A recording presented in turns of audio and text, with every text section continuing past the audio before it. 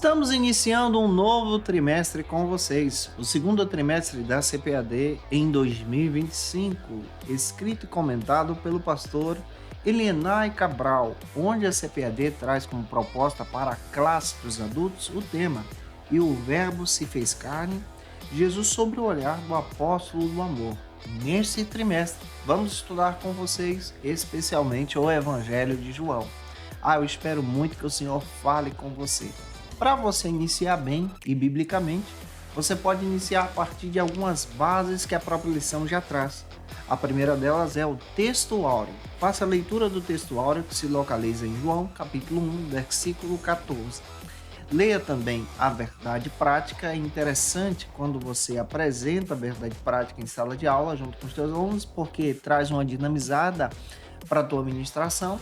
E apresente também a leitura bíblica em classe que está em João, capítulo 1, versículos 1 ao 14, com os teus alunos, deixando Deus te usar na escola bíblica dominical da sua igreja. Eu sou seu amigo, pastor Janderson Nascimento, estou o primeiro vice-presidente da Assembleia de Deus aqui em Vitória da Conquista, uma igreja pastoreada pelo pastor Davi Oliveira Boa Sorte. Você que está chegando por aqui, aproveita e se inscreve nesse canal, para que você não possa perder nenhuma das nossas aulas durante esse trimestre. Você também pode me acompanhar pelo Spotify, pelo TikTok, pelo Instagram também. É muito fácil, é só você colocar no Google Janderson Nascimento EBD e nos acompanhar nas nossas plataformas digitais. Eu espero muito que Deus te abençoe, que essa aula seja marcante e edificante também para o teu coração, já nesse início de jornada, junto com vocês no segundo trimestre da CPAD. Nesta lição, que cai no dia 6 de abril, nós vamos estudar junto com vocês, nessa iniciativa do próprio trimestre, em abordar o Evangelho de João, conforme a proposta do pastor Elienay Cabral. É importante você observar que João ele traz uma contribuição muito grande e relevante para o Novo Testamento. Nós vamos estudar com vocês o Evangelho segundo escreveu João. Porém, quando você aborda o Novo Testamento, você percebe que João também traz outras contribuições. Ele escreve 3 epístolas, 3 cartas, conhecidas como primeira, segunda e terceira João, e escreve também o texto de Apocalipse. Como isso é relevante? Quando estudamos os escritos joaninos e paramos para entender especialmente esse termo dessa literatura joanina, você percebe que, segundo Cláudio Donglio, ele descreve que o texto joanino faz parte de um corpus conhecido como Corpus de João, que traz esse sentido agora que esse discípulo que foi testemunha ocular trouxe uma contribuição que revela a garantia desse evangelho. Não somente no segundo evangelho, mas nós temos também as cartas, que trazem a mesma característica, e também o texto de Apocalipse. As epístolas, elas são distintas, mas trazem o mesmo corpo, e Apocalipse apresenta então essa revelação, uma singularidade teológica muito interessante, onde nós percebemos essas contribuições geográficas, históricas e teológicas que o próprio João traz no Novo Testamento. Então já deu para perceber que nesse trimestre a gente vai abordar com você a teologia do apóstolo João. A coesão desses textos é relevante, porque a coesão desses textos revela então a distinção de Jesus, o testemunho de Jesus, e revelam a verdade sobre Jesus. Tem uma passagem bíblica que você já pode anotar, gente boa. Pega aí. João capítulo 8, versículo 32. A revelação da verdade nesse texto. Todo o tema central do Evangelho de João se fundamenta na pessoa de Jesus, o Logos de Deus. Jesus que é revelado como esse Logos. Inclusive, você vai ver isso nesta primeira ministração, nessa primeira aula. E você já tem uma base que se localiza em João, capítulo 1, versículo 1 e versículo 14. Se eu fosse você, fazer a anotação, tá? Para poder ministrar junto com os teus alunos. Diferente, então, dessa perspectiva dos outros evangelhos, você percebe que o Evangelho de João traz essa divindade de Jesus. Ele enfatiza essa divindade, mas enfatiza também a humanidade do Cristo. Esse ser divino, ou seja, o Senhor dos Senhores, que se fez carne e habitou entre nós. Essa declaração de João revela então a força desse evangelho. Tem um termo que vai aparecer em João, que é citado lá em Êxodo, capítulo 3, versículo 14, que é descrito somente para a divindade, ou seja, para o Yahvé, para o Adonai, para o Senhor no Antigo Testamento. Já no Novo, em João, você vai encontrar esse termo sendo repetido 7 vezes para confirmar a divindade de Jesus. Nesse termo, nós vamos encontrar Jesus autodeclarando que ele é a verdade e a vida. Ele é o caminho, a verdade e a vida. Isso está em João capítulo 14, versículo 6. Anota aí. Você também vai perceber que Jesus se revela como a luz do mundo, confirmando a teologia de João, que a luz é contrária às trevas. Lá em João capítulo 8, versículo 12. O próprio Jesus demonstra que ele existe antes de Abraão, confirmando então a sua divindade, a sua eternidade. Em João 8, 58, anota esse texto também. Confirmando então a sua essência com o próprio Pai, em descrever que ele e o Pai são um. Em João 10, 30, você encontra essa confirmação. E quem vê Jesus, quem encontra essa revelação que é o próprio Cristo, também vê o Pai, confirmado aí em João capítulo 14, versículo 9. Essas informações revelam então essa divindade de Jesus que entra agora em coinonia, em comunhão com a própria revelação da Trindade, a Trindade Santa. Esse Cristo que é revelado agora no Evangelho de João tem um propósito que culmina na sua morte e ressurreição, a redenção de todos os homens, a vida eterna para todo aquele que nele crê. Você tem uma passagem, João capítulo 3, versículo 16. Lê também João capítulo 20, versículo 31, que você já vai encontrar de cara o propósito do Evangelho de João, que já vou explicar sobre esse propósito para você. Sobre a autoria, a datação, nessa lição nós vamos explicar também, porque sobre a autoria e a datação você vai perceber que existem algumas correntes teológicas que vão defender a autoria do próprio João, que é confirmada com os pais da igreja, pós primeiro século da era cristã.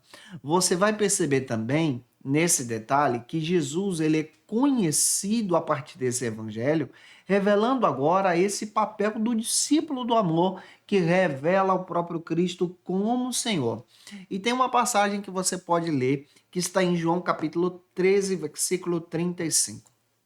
Já deu para perceber que nessa aula, nesse trimestre, a gente vai estudar muito sobre o Evangelho de João. Hoje a gente vai se deter somente no capítulo 1 desse Evangelho.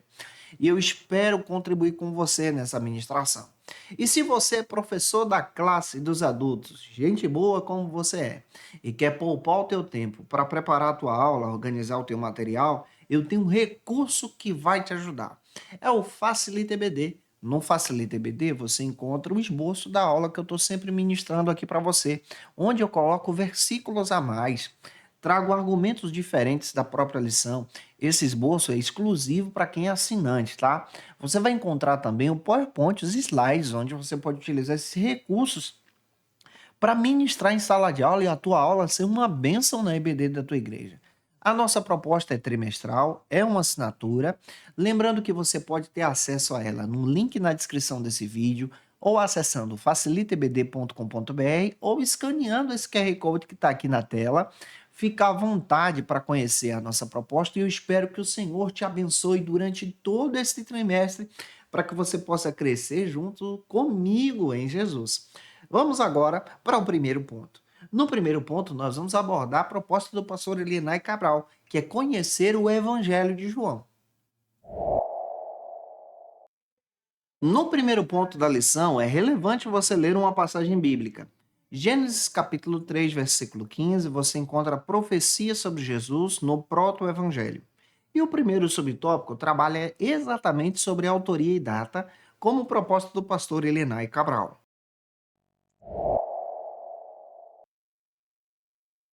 Neste primeiro subtópico, a nossa abordagem para entender junto com vocês a autoria e a datação do Evangelho de João, conforme o pastor Elienay Cabral. O próprio pastor Helena Cabral sugere que o Evangelho de João, escrito por João, foi registrado entre o período de 80 a 90 da nossa era cristã.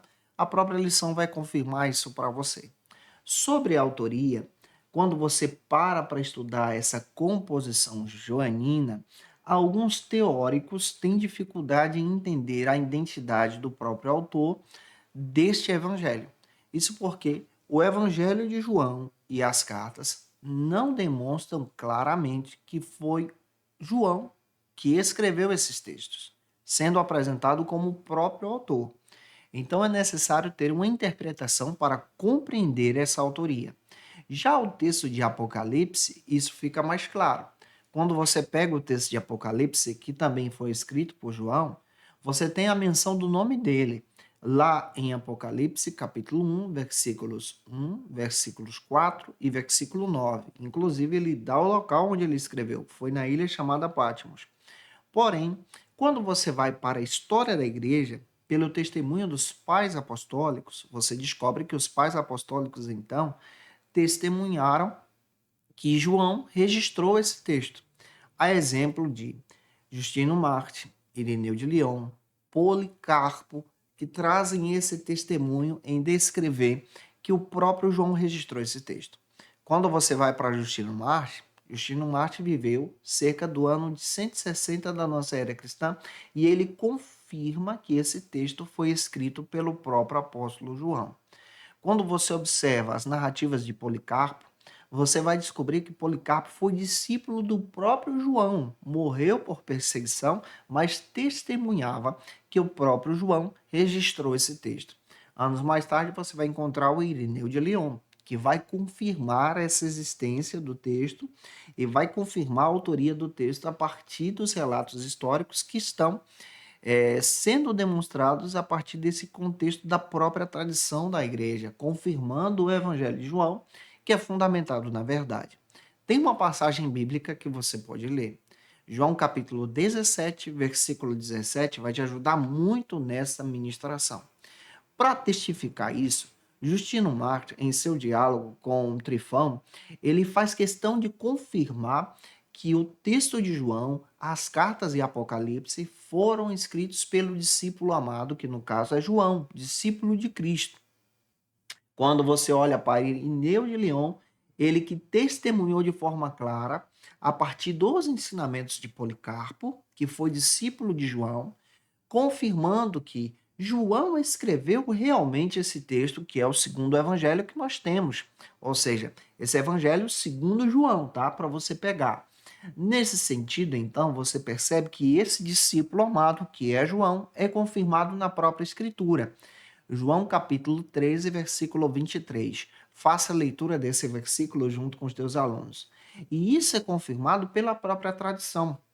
Quando você olha para esse testemunho de Ireneu de Lyon confirma que a própria igreja de Éfeso, onde João registra o texto, que recebeu esse texto, divulgava esse texto e confirmava a autoria do próprio pastor, no caso aqui João, a partir da perspectiva desse evangelho. Espero que você esteja pegando isso comigo, em nome do Senhor Jesus. Também há testemunho de outros autores, a exemplo de Eusébio de Cesareia. A obra de Eusébio de Cesareia, que foi publicada pela editora CPAD, inclusive está disponível no site, vale a pena você ter, confirma e relata que Papias, bispo de Herápolis, no segundo século, também fazia menção que João registrou esse evangelho e que João foi discípulo de Jesus. Olha só, lá no texto de Eusébio de Cesareia, você confirma essa revelação que estamos demonstrando. Tudo isso para se cumprir aquilo que João revela, em demonstrar que Jesus se fez carne e todas as coisas foram feitas por ele. Você tem uma passagem em João capítulo 1, versículo 3, vale a pena você ler esse texto. A identificação desse quarto evangelho demonstra então que João registra esse texto, reforçando então e sendo conhecido como discípulo amado, confirmado aqui em João 13, versículo 23, João capítulo 19, versículo 26 e João 21, versículo 20.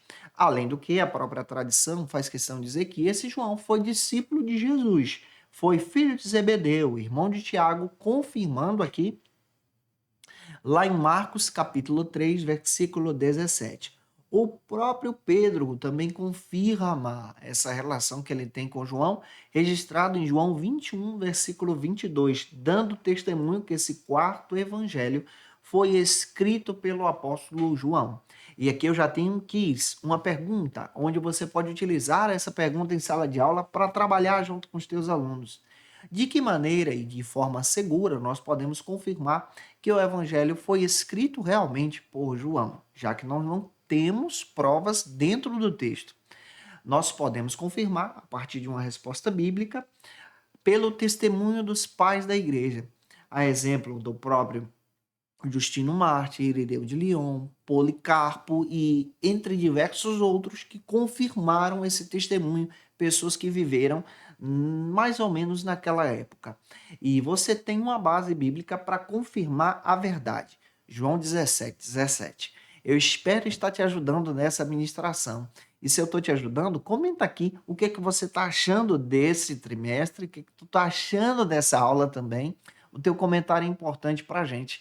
Vamos agora para o segundo subtópico, que trabalha sobre o propósito do Evangelho de João. Qual é o propósito desse Evangelho? O propósito deste Evangelho, no caso, o Evangelho segundo João, de acordo com o pastor Elienay Cabral, é demonstrar Jesus para os leitores. De que maneira? Demonstrar esse Jesus de forma que os leitores possam crer que ele é o Filho de Deus. A base bíblica está em João capítulo 20, versículo 31.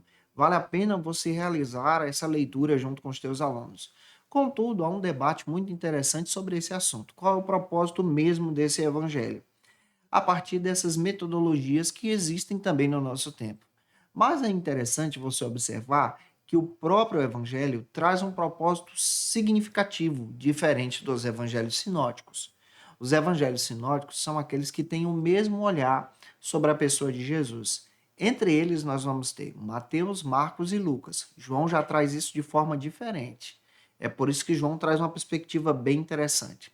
Quando estudamos a obra Introdução ao Novo Testamento do Don Carson, Douglas Moo e Lemon Rees, o Don Carson faz questão de escrever em alguns artigos ali que esse João sendo demonstrado nesse texto é demonstrado com uma singularidade diferente de Marcos, Mateus e Lucas, confirmado agora especialmente nesse capítulo que nós estamos lendo.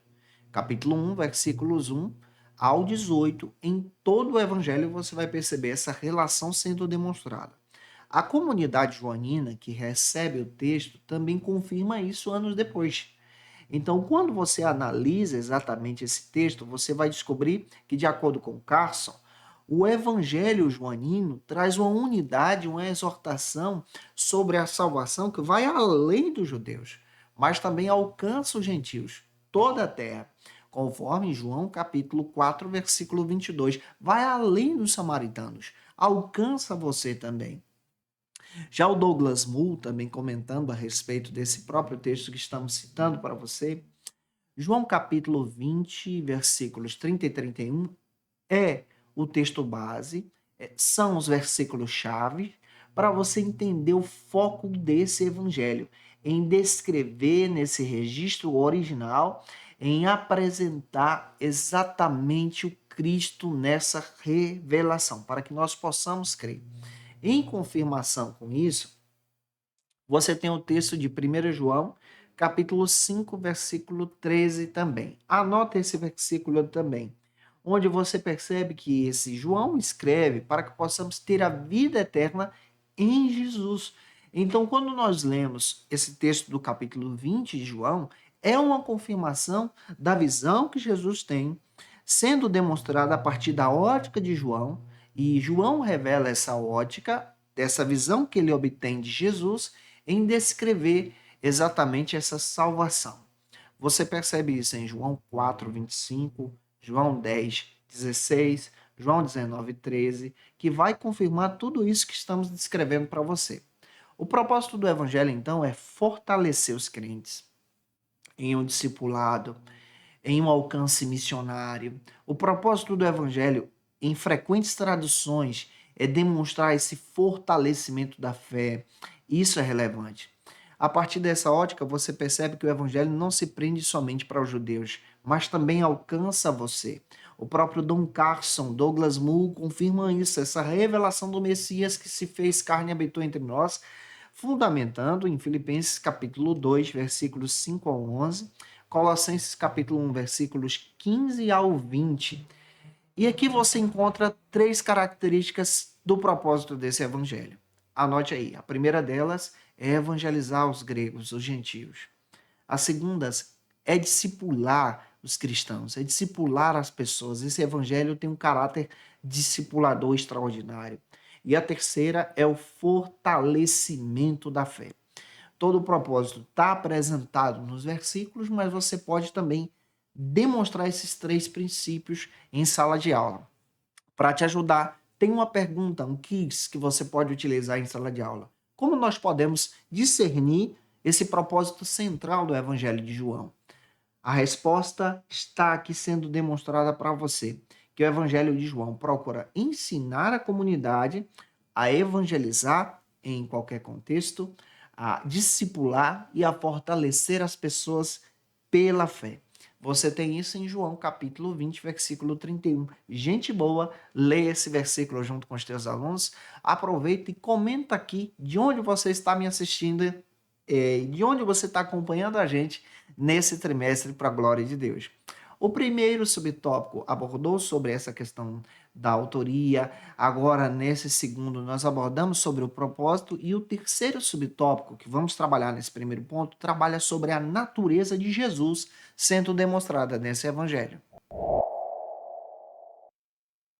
O pastor Eliné Cabral também aborda na própria lição essa demonstração realçada pelo evangelho de João da divindade do próprio Jesus, ou seja, da natureza e ao mesmo tempo da humanidade que Jesus é apresentada no próprio texto do Evangelho. Nesse sentido, você vai perceber outro autor, que no caso aqui agora é o Carlos Oswaldo Cardoso Pinto, que descreve um panorama extraordinário sobre o Evangelho de João. Esse texto dele foi publicado pela editora Agnus. Ele faz questão de confirmar a realidade histórica da natureza de Jesus, da natureza humana, dessa natureza divina que se faz carne e habita entre nós. Essa confirmação é apresentada no texto. Isso é confirmado a partir da leitura de João, capítulo 1, versículo 14, desde o início até a questão dramática que esse evangelho apresenta. Exemplo, no início você vai encontrar o capítulo 1, versículo 19. A visão dramática final do Evangelho é demonstrada a partir do capítulo 12, versículos 12 a 19, capítulo 18, versículos 19, até o capítulo 21, versículo 25, onde você percebe agora o propósito desse Evangelho e o propósito dessa encarnação de Jesus, que é a nossa filiação universal com o próprio Deus. Em João capítulo 3, versículos 16 e 17, vai confirmar isso. Então você percebe esse Jesus que veio em glória, mas se fez humano em carne e habitou entre nós. Esse Jesus que é acessível, sendo demonstrado no próprio Evangelho. A palavra doxa traz esse sentido de carne. Ele habitou, se tornou ser humano, sendo apresentado aqui 39 vezes nesse Evangelho, demonstrando que Jesus também se fez humano, habitou entre nós, sendo divino. João capítulo 20, versículos 30 e 31, vai demonstrar isso para os teus alunos também. A mensagem que o Evangelho apresenta é uma mensagem de uma narrativa histórica. Nesse sentido também, você pode ler João capítulo 1, versículos 11 e 12, que confirma isso, essa realidade do Messias, esse Messias que foi rejeitado. Esse Jesus que é rejeitado. Mas você percebe de forma muito clara, esse Jesus que é rejeitado passa a ser agora adotado por outros povos, a exemplo dos próprios samaritanos, em sua revelação. João capítulo 4, versículo 42 confirma isso.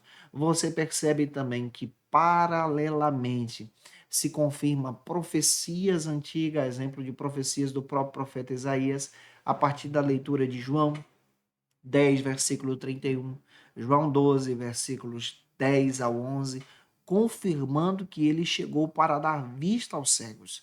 João 12:40 vai confirmar isso que eu estou dizendo para você. Toda orientação e propósito do Evangelho nessa encarnação de Jesus culmina na obra da salvação. Não se esqueça disso. E você tem o texto de João 3, 19 ao 20 para te ajudar. Quando você observa a natureza de Cristo é a natureza expiatória, no sentido de salvação mesmo, de trazer um propósito de salvação. João 1, versículo 17 vai confirmar isso. João não é meramente um evangelho. Quando você observa o evangelho de João, ele trabalha essa visão da fé diante da incredulidade. O João ele vai combater de forma muito específica uma heresia que surge naquela época, que é o gnosticismo, voltando agora a ser propagada a partir do docetismo, que afirmava que a carne é má, então Deus não poderia ter vindo em carne. João combate isso, demonstrando que o verbo veio encarnado, do capítulo 1, versículos 1 ao 18. E nessa confirmação, ele vai demonstrar o propósito. E claro que eu tenho uma pergunta para te ajudar, um quiz que você pode utilizar em sala de aula. Como a apresentação de Jesus como verdadeiro Deus e verdadeiro homem pode atrair a fé no Evangelho de João? Essa demonstração é demonstrada a partir da encarnação do Verbo. João capítulo 1, versículo 14, que confirma o propósito de todo esse evangelho desse Jesus encarnado que habitou entre nós. Que coisa legal que temos por aqui. Se você pode, pega esse vídeo e envia para alguém também assistir essa aula junto com você e, claro, nos ajudar a propagar essa ministração tão abençoada. O segundo ponto, avançando agora, trabalha sobre Jesus, o Verbo de Deus.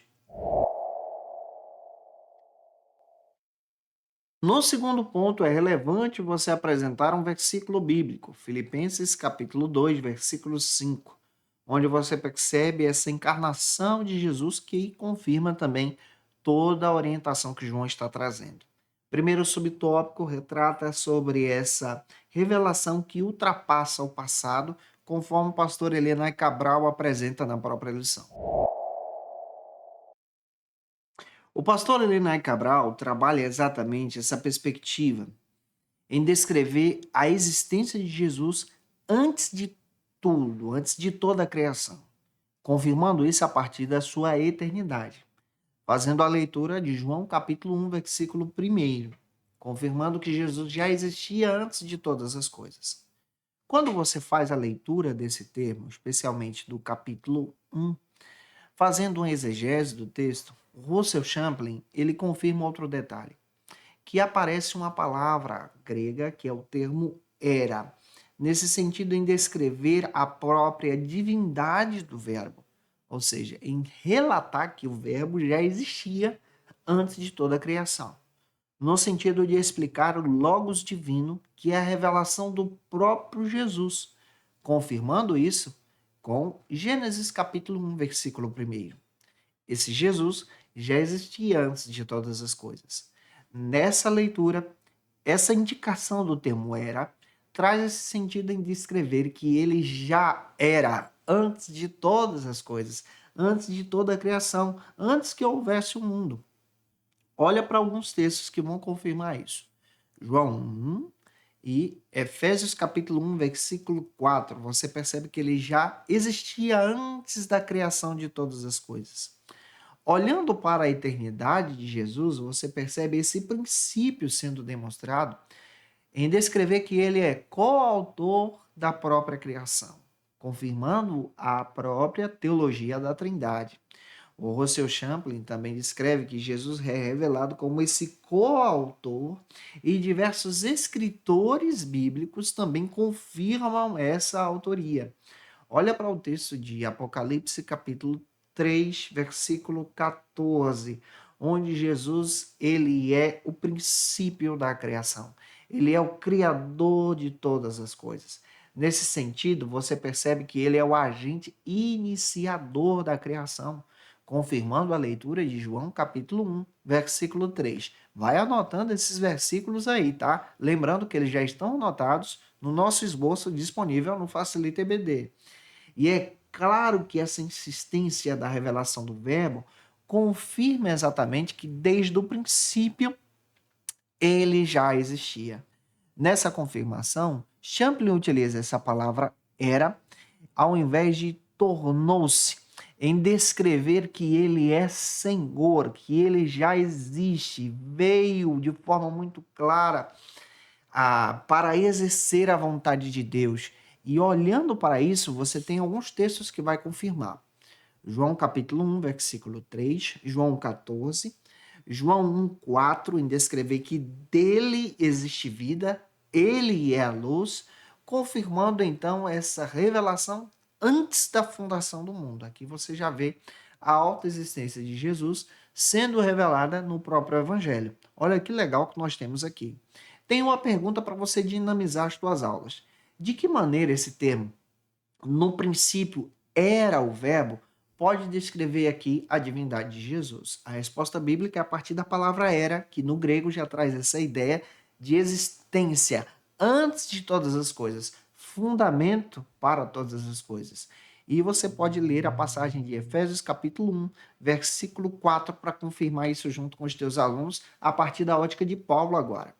Vamos então para o segundo subtópico. Eu espero que você esteja gostando. Se tu está gostando da minha aula, comenta aqui, tá? Vamos então no segundo subtópico, onde nós vamos trabalhar sobre a natureza fundamental do verbo.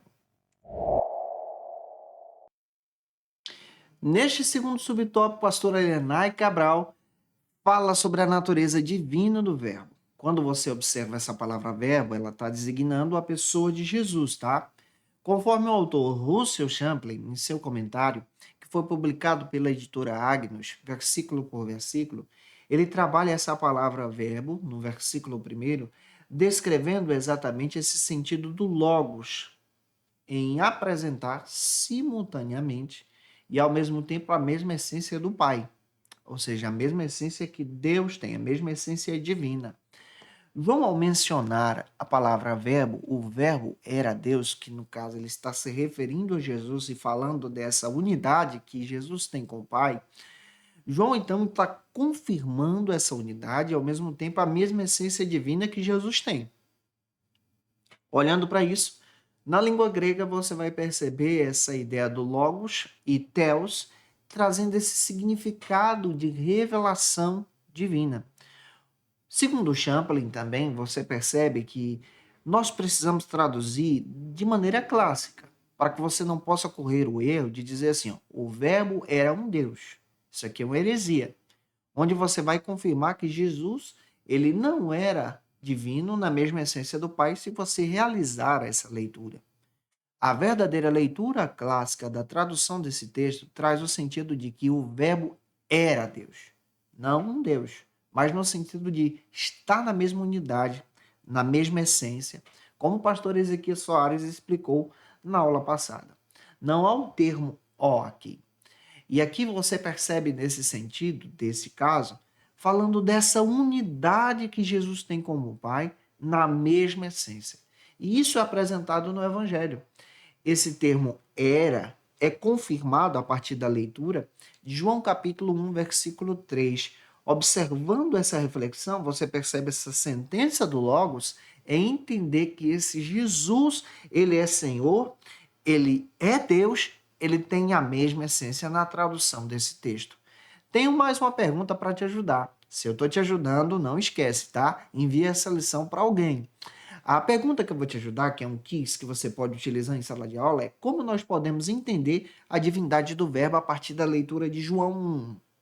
Você pode responder da seguinte maneira, que esse logos ele é apresentado na mesma harmonia, na mesma essência, no mesmo núcleo, na mesma divindade, confirmado pelo texto de João 10:30. Eu e o Pai somos um.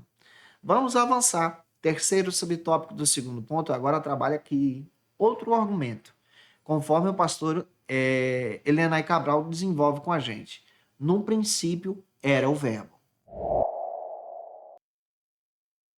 Já neste terceiro subtópico, o pastor Elenay Cabral trabalha esse conceito da palavra logos, descrevendo agora exatamente essa relação divina que Jesus tem com o próprio Deus, nesse relacionamento, tá?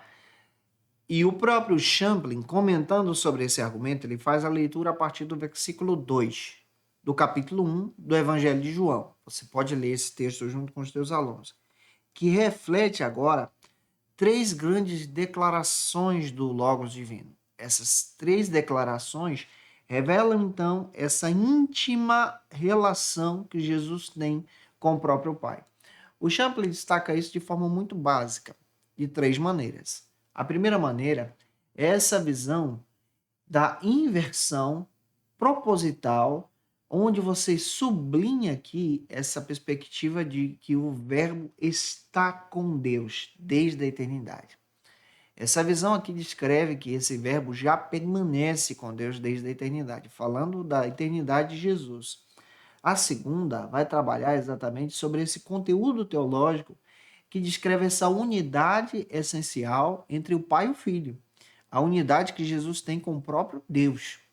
A terceira, que você pode trabalhar, é a declaração no versículo 3 em descrever que o Verbo é apresentado como Criador, ou seja, Jesus é o Criador de todas as coisas. Então, nessas três declarações, você percebe essa unidade que Jesus tem. Segundo Champlin, você vai perceber também que esse Logos é apresentado de forma muito específica. Autores como Orígenes interpretaram esse no princípio como no princípio antes de todas as coisas, descrevendo essa conformidade da eternidade de Jesus.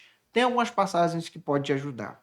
1 Coríntios, capítulo 8, versículo 6, Colossenses, capítulo 1, versículos 16 e 17, Hebreus, capítulo 1, versículo 2. Vale a pena, viu, gente boa, você realizar essa leitura em sala de aula também.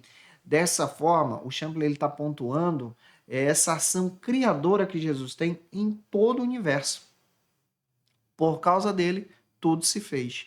Mais uma pergunta para te ajudar em sala de aula, tá? Você pode perguntar para os teus alunos de que forma essa expressão "e o Verbo estava com Deus" reforça essa unidade que Jesus tem com Deus. Isso vai reforçar nessa unidade que está desde o princípio, na eternidade. Confirmada aqui em Hebreus capítulo 1, versículo 2. Vale a pena você ler também esse texto junto com os teus alunos. Já caminhando para o fim, chegamos no terceiro ponto desta primeira aula, navegando por esse segundo trimestre. No terceiro ponto, nós vamos trabalhar sobre a encarnação do Verbo, de acordo com o pastor Helenay Cabral. No terceiro ponto, vale a pena você ler uma passagem, Filipenses capítulo 2, versículo 6. E é claro que o primeiro subtópico aborda sobre a manifestação do Verbo e a luz do mundo, fazendo a leitura teológica da proposta do Evangelho de João. O pastor Helenay Cabral faz uma leitura teológica agora em descrever essa revelação, em apontar que Jesus é apresentado como a luz desse mundo no Evangelho de João. João também apresenta nesse texto essa visão entre luz e trevas. E o próprio pastor Helenay Cabral revela que esse Jesus, que nós cremos, é a luz do mundo, que veio nos libertar das trevas do pecado. O seu Champlin, comentando a respeito do versículo 4 do capítulo 1 do Evangelho de João, ele descreve essa visão em apontar para Jesus como essa luz que nos leva para o caminho, demonstrando agora essa ausência de trevas na luz. Tanto Clemente como Orígenes, Ireneu de Lyon, Tertuliano, todos eles confirmavam, a partir dessa leitura dos gregos da sua época, em apontar essa divindade de Jesus como ser divino, como luz que combate essas trevas. Nesse sentido, então, quando você lê o capítulo 1, versículo 3, você percebe que Jesus ele é esse Criador, mas ele também é a luz de toda essa criação. Em outros manuscritos, você vai perceber agora, a partir dessa leitura, que esse Logos divino ele é autoexistente, antes de todas as coisas.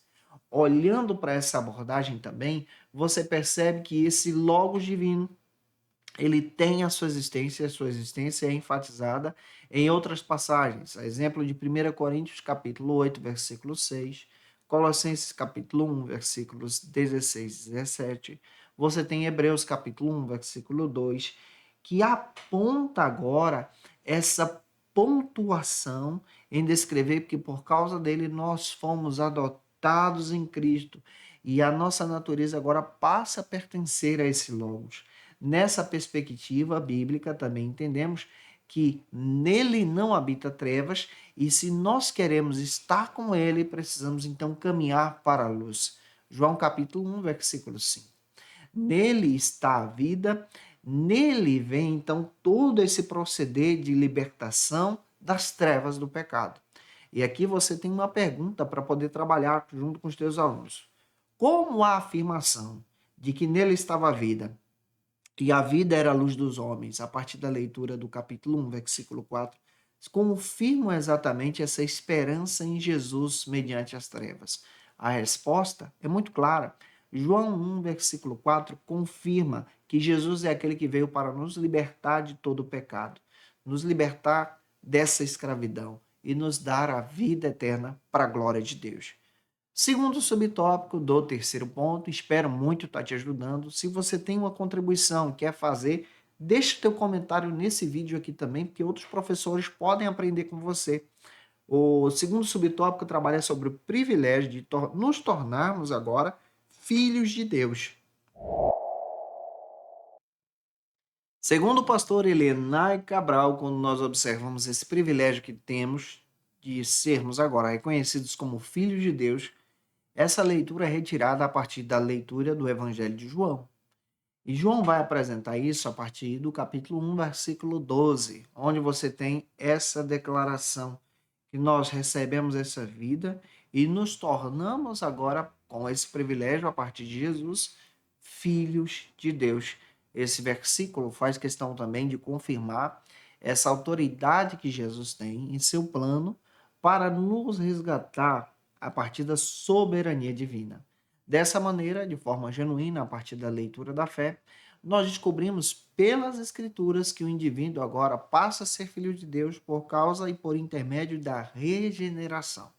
Novo nascimento, que inclusive a gente vai abordar sobre o novo nascimento na aula que vem, lição 2. Nesse sentido também, você tem a confirmação de Efésios 2,8. Vale a pena você ler esse versículo aqui. Quando você observa a recompensa da fé, você percebe que é necessário crer, se arrepender, abandonar a velha natureza a partir do Evangelho de João, porque João também traz esse discipulado, como eu disse para você, como propósito, traz também o sentido de evangelização e confirma agora de forma integral o senhorio de Cristo em nossas vidas. Olhando para João, você percebe João 1, versículo 13, exatamente que aqueles que não nasceram do Espírito nasceram da carne e são guiados pela carne, mas aqueles que nasceram do Espírito de forma singular têm a oportunidade agora de experimentar essa nova vida em Cristo Jesus. E é claro que você pode observar isso a partir da própria Escritura, onde você percebe que essa nova vida vem pela fé em Jesus. Tem uma pergunta que você pode fazer. De que maneira João capítulo 1, versículo 12 ressalta essa forma especial que nós somos chamados de filhos de Deus? O texto faz questão de dizer que isso acontece pela operação do Espírito Santo em nós, confirmado em Efésios capítulo 2, versículo 8. É somente pela regeneração, através da salvação em Cristo Jesus. Terceiro e último subtópico, já iniciando a jornada desse trimestre junto com vocês e finalizando a aula. Trabalha sobre a manifestação e a habitação do Verbo. Neste terceiro subtópico, nós entendemos de forma muito especial essa expressão que o pastor Elienay Cabral traz, que o Verbo se fez carne. Fazendo a leitura de João capítulo 1, versículo 14, falando sobre essa unidade que Jesus tem e esse ser divino que é Jesus, que se torna humano, combatendo aqui o gnosticismo e o docetismo daquela época. Olhando para as Escrituras, você percebe que esse verbo é palavra, e esse Jesus é a palavra de Deus também. Lendo Hebreus capítulo 2, versículo 14, é um texto que você pode ler junto com os teus alunos e te dá uma ajuda muito clara em sala de aula. Nessa compreensão, esse ministério da encarnação nos traz aqui diversas passagens que são dignas e relevantes também para o nosso entendimento sobre essa encarnação de Jesus. Você tem o texto de Filipenses capítulo 2, versículo 7, Colossenses capítulo 1, versículo 17, que traz essa contribuição em apresentar que esse Jesus, ele veio para nos salvar. De que forma isso é apresentado nas Escrituras? Observe alguns textos, que ele é aquele que nos conduz para a luz, ou seja, para a salvação. João capítulo 1, versículo 9, Colossenses capítulo 1, versículo 13. Ele destruiu todas as forças do mal, das trevas que nos levavam para a morte. Hebreus 2,14, vale a pena você ler. Ele é o caminho para a salvação. João capítulo 14, versículo 6. Ele é o pioneiro da salvação. Em Hebreus capítulo 5, versículo 9, ele é aquele que nos ensina a ter a vida eterna a partir desse discipulado que João traz. Em Romanos capítulo 8, versículo 3, ele apresenta essa essência da salvação, que é a própria ação do Espírito Santo em nós, por intermédio de Jesus. Isso é lindo. Em suma, você vai perceber que o Evangelho de João relata essa encarnação. Nós vamos mergulhar muito sobre isso com vocês. E para fechar a aula, você pode fazer uma pergunta também. De que maneira o Verbo se fez carne e confirma essa humanidade e divindade de Jesus a partir da leitura de João capítulo 1, versículo 14. Essa encarnação de Jesus confirma o propósito divino para a salvação, confirmado em Hebreus capítulo 2, versículo 14. Eu espero muito ter ajudado você. Se eu contribuir contigo, deixa teu comentário aqui. Agora eu tenho umas dicas de leitura para te passar. Para aprofundar os seus conhecimentos, confira as dicas de leitura da aula de hoje. Como dica de leitura, eu quero apresentar para você a revista Ensinador Cristão desse trimestre, a missão da igreja de ensinar a palavra de Deus à sociedade. Vale a pena você buscar esse material para o teu crescimento em Jesus já nesse trimestre. Revista Ensinador Cristão, revista Obreiro Aprovado, muito boa. A igreja como organismo e organização, material muito excelente para esse trimestre também. E eu te aguardo por aqui na próxima aula, onde nós vamos estudar a lição que cai no dia 13 de abril sobre o novo nascimento. Vai ser muito legal, capítulo 3 do Evangelho de João, tá? Um beijo no teu coração e até a próxima aula, se Deus quiser, navegando com você no segundo trimestre da CPAD. E você que é professor ou aluno da Escola Bíblica Dominical, quer se preparar para ministrar uma aula de excelência na EBD da sua igreja? Inscreva-se no canal do YouTube do pastor Janderson Nascimento, onde você vai encontrar aulas, subsídios e recursos das lições bíblicas da Escola Dominical. Acesse já as plataformas digitais para ampliar os teus conhecimentos sobre a Palavra de Deus. YouTube, Janderson Nascimento. Instagram, @Janderson Nascimento. @FacilitaEBD. facilitaebd.com.br. Quer se preparar ministerialmente? Faça Teologia na FATECBA. Básico e bacharelado em Teologia. Cursos reconhecidos pela CEADEB e CGADB. Aulas presenciais com professores qualificados. Todas as segundas-feiras às 19 horas. Venha nos conhecer. Nosso endereço é na Assembleia de Deus. ADVIC, Avenida Serrinha, Bairro Brasil, Vitória da Conquista. Matrículas abertas. WhatsApp 77 98841 5838.